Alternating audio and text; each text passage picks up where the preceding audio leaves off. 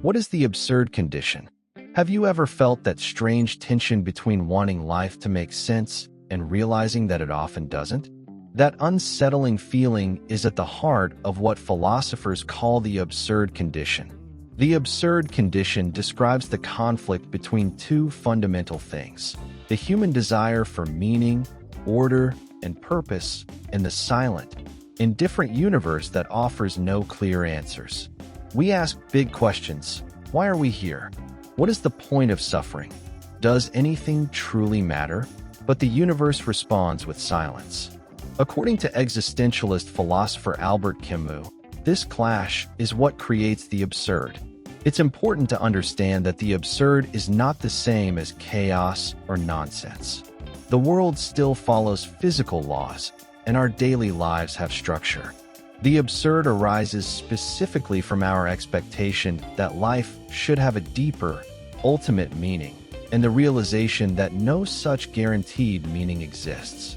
The problem is not the world alone, nor the human mind alone, but the relationship between the two. Camus famously illustrated the absurd condition through the myth of Sisyphus, a man condemned by the gods to push a heavy boulder up a mountain, only for it to roll back down every time he reaches the top.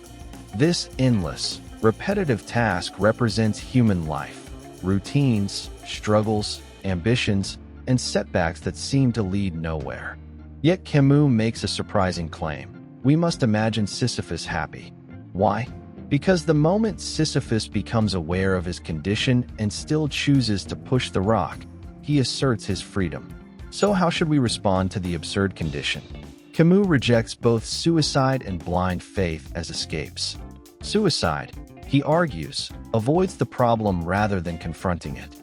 Blind faith invents meaning instead of honestly facing the silence of the universe. Instead, Camus proposes revolt, a constant, conscious refusal to surrender. This means living fully, passionately, and authentically, even without ultimate answers. In this view, the absurd condition is not something to be cured, but something to be faced. Meaning is not discovered as an objective truth waiting in the universe. It is created through our actions, choices, and experiences. Love, art, rebellion, curiosity. These become valuable not because they last forever, but because we choose them despite knowing they are temporary. Ultimately, the absurd condition challenges us to live without illusions, yet without despair. It asks a radical question. If life has no guaranteed meaning, can we still live as if it matters? Camus' answer is clear. Yes, and that choice itself is our greatest act of freedom.